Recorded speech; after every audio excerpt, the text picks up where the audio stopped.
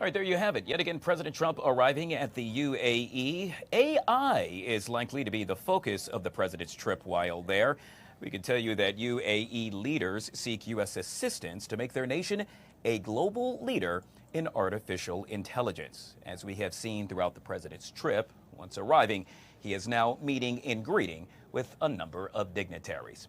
Joining us to discuss this and so much more, hey, our friend is back, Andrea Kaye from the Andrea Kaye Show, joining us right here on the LiveZone. Always good to see you, Andrea. Always great to be with you. All right, we're taking a live look at President Trump. He has officially arrived at the UAE, his last stop on his Middle East tour. For the most part, many would argue that it has been somewhat of a successful tour. What say you?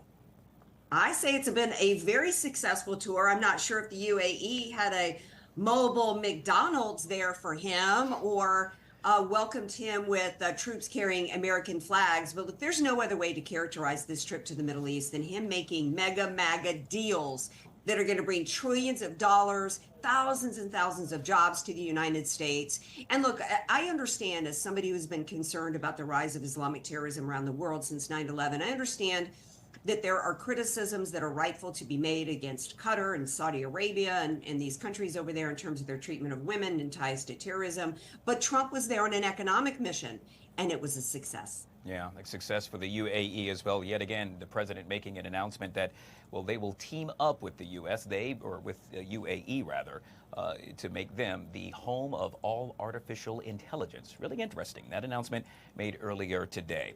We'll bring it back here to the good old U.S. of A. In this case, we know that the Trump administration, well, it's hearing oral arguments with the Supreme Court. At issue, Trump's birthright citizenship order. The main question for justices is whether or not the lower courts overstepped their authority by blocking that January 20th order on a nationwide basis. It has been somewhat contentious, if you will. How do you think this is going to play out? I can tell you how I would like it to play out. I would really like the Supreme Court to actually hear once and for all and weigh in once and for all on Trump's right as the executive branch, as commander-in-chief, as the one who's head of foreign policy. His plenary powers be respected as the executive, for the Supreme Court to weigh in and say these lower courts have no overreaching power over the executive branch. And when it comes to birthright citizenship, I would like them to actually weigh in on birthright citizenship, not just on the power of the lower courts. I feel like we're always like taking these little bites at the apple and not really getting to the core issue. And I get that why John Roberts and his court, they're always worried about a perception by the American people, but I would ask them to do their job, and that is to uphold the U.S. Constitution. And if there is any gray area of which anybody is trying to find in the 14th Amendment to justify an illegal alien invasion of our country, let me remind everybody, the Democrats always say that the Constitution is a living document, that it should be modified according to progress. That in and of itself would justify Trump ending birthright citizenship, because this is a 90-10 issue for Americans who elected him to end this invasion and to deport the illegals. And for another argument is that for the constitutionalist, that if there is something that's vague, like maybe the 14th Amendment, you got to go back at that time and think about what the founders were going through, what our originalists were looking at when they came up with the amendment. And it was that the 14th Amendment was to provide citizenship for slaves and their children, not for every Tom, Dick, and Harry who wants to crawl across the border pregnant or with a pregnant woman. That's just my interpretation. Yeah, it's really explosive with regard to what's happening right now within the Supreme Court, and yet we all will await to see what ruling will be rendered. Let's move on with regard to the House now releasing its draft for Trump's tax, dubbed the Big Beautiful Bill. Within it, we now know no tax on tips, no tax on overtime, Andrea, 100% bonus depreciation restored and extended, standard deduction for seniors, and child tax credit for both increased. Anything stand out to you with regard to this new bill?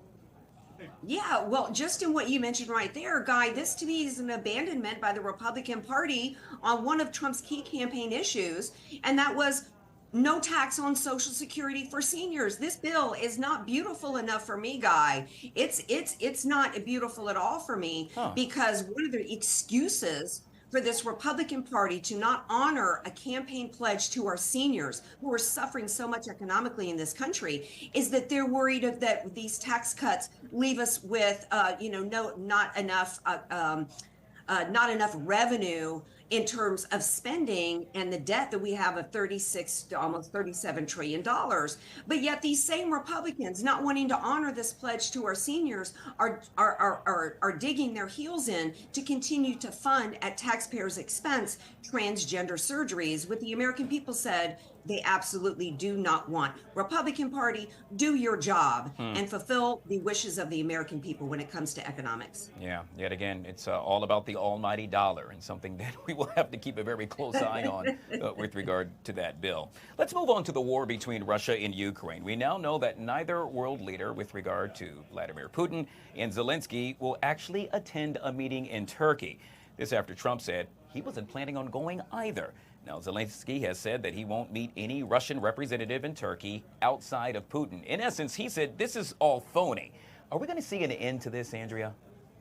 Well, that's kind of two different questions, whether or not Trump should have gone to the meeting or whether or not we're going to have an end to it. Because look, at this point, Trump has already met with Zelensky, had him here at the White House when Zelensky showed his hiney, as we say in the South, and proceeded to disrespect the country and our president. Look, this is not our war.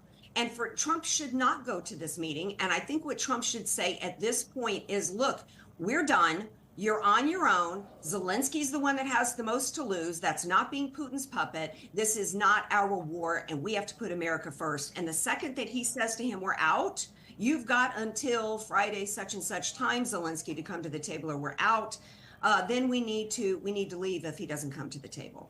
Key point I took away from this conversation thus far is show our hiney. I'll have to use that one yet again sometime in the near future. We'll end with this, Andrea, and that is President Trump earlier today actually appeared to indicate that the U.S. in essence has reached a trade deal with India. This could be a big deal, by the way, which India is willing to literally charge us no tariff. Should this happen, yet again, another major notch on the president's belt.